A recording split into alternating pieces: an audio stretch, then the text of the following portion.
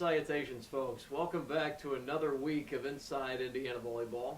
Again, from Coach Sherry Dunbar's office. Coach, thanks as usual for hosting me. You're welcome. It's always good to come back and discuss the weekend's events. I want to start particularly with what we saw going to North Carolina and running into some Hoosier hospitality all the way out east.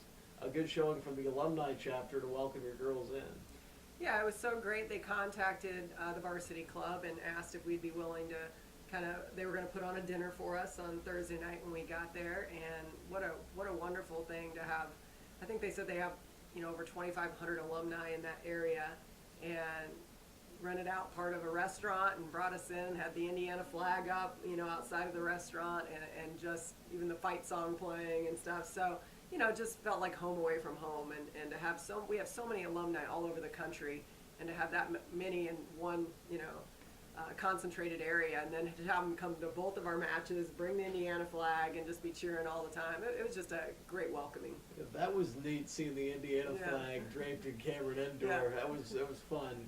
Just getting the chance to play those couple teams, Duke and Carolina, a couple squads you hadn't had the experience playing against since mid-early 2000s. Talk about what the Big Ten ACC Challenge itself was, just the chance to go out and play a team a little different, test you out before conference starts. Well, both teams are very good.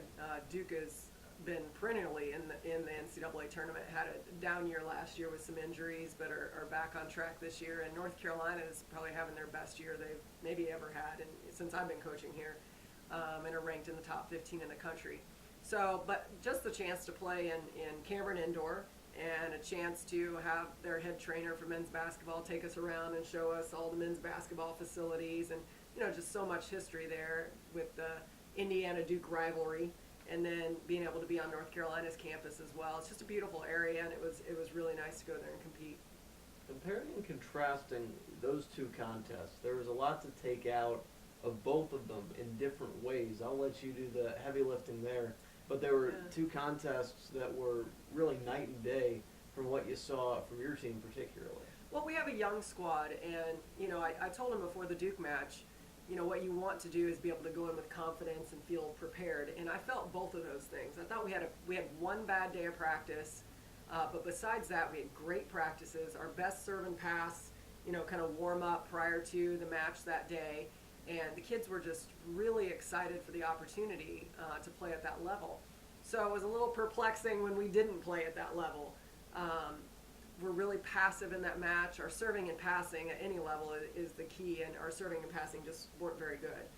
We're very passive with our serving the middle of the court a lot instead of the sidelines, which we talked about doing.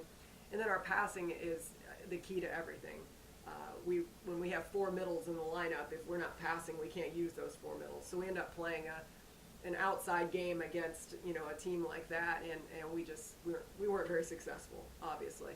So we brought them back that night and watched a lot of film with them and tried to teach them. Tried not to be so critical as much as how obviously they wanted to play that match and they were prepared to play it, but they didn't perform. So why didn't they perform? That's what you want to get down to the heart of. And I thought we had some really good dialogue with them and watched the match with them and came up with a plan for the next day. And what we really wanted to see that next day was the response, from playing a bad match to the next night of playing maybe even a better team, how we were going to respond, because that's going to be the Big Ten. And in fact, I thought the response was very good. I thought for 3 out of the 4 sets against North Carolina, we played at an extremely high level and had leads and a lot of ties and kind of changes in momentum, and it was very fun. I went into that one timeout and said to them, this is fun volleyball. This is what we want to play. This is exciting, because we were super aggressive. We still made errors and we still didn't pass the way we want to pass, but I thought we were much more aggressive and found ways to score and found ways to take them out of system. And we were just excited about playing. You could see it in their faces. So, I think the only big issue I had was the 4th set. I think we have to learn to fight for a long period of time. And we fought for 3 sets, and then we didn't really fight in that 4th set. We made a lot of errors on our own. So we have to learn how to fight for an entire match, because I really thought we could have taken that to 5 if we would have played like we did the first 3 sets. You'll have plenty of chances against some Big Ten competition. We'll get to that in a little bit. But first, we'll go to a video package that we recorded with a member of your staff, a very valuable member of Indiana Volleyball. Regina Hash takes us through the life of a trainer with Indiana Volleyball right here. Hey there, folks, from Raleigh International Airport. Piers Cavanaugh here with Regina Hash, live from North Carolina. Back in your home state, Regina. Good to be back. Absolutely. Now, Regina, you work as the trainer for the Indiana volleyball team. Let's talk off the bat just about what goes into preparing these girls for being ready for a match. There's a lot of wrapping and taping that goes into it. Absolutely. So as an athletic trainer, we do injury prevention and then rehab and maintenance. So right now, before a match, it's a lot of feel-good stuff. With any type of athletics, there's a lot of superstition that goes into it. So if what we do one day works for them, the next day we want to have the same on match, so we do that. The girls heat, they stretch, they tape. But most often in the athletic training room, we have a dance party. That's their go-to thing. So I think a lot of it is getting focused and getting ready to play more than just getting physically ready. It's about mentally preparing the girls as well. So I just provide the environment for them, and sometimes we have a lot of laughs, and sometimes it's take care of me and let's get it going. What about after a match? What goes into that? There's a lot of talk about just seeing the girls afterwards, sometimes some scrapes and bruises. There's a lot of sliding around the floor Yes, after some absolutely. loose balls, and there's got to be some maintenance work that goes into that too, I'd imagine. Absolutely. We always have injury check, just make sure that everybody's, the way we put them out on the floor, because most cases we start the next day. So most of the time it's ice. On a good day, it's just ice. And then we start all over the next day. A lot of ibuprofen, a lot of Tylenol, but the girls are great spirits, especially if they play well. So. A lot that goes into the behind-the-scenes work with this Indiana volleyball team, and Regina, one of the main folks to thank for that. Regina, thanks for the time. Absolutely. Back in the studio. Good stuff from Regina there. Just discussing what she's able to bring to the table. She's always fun to interact with on my side, and she gives the feeling that she's that way just about all the time with everybody.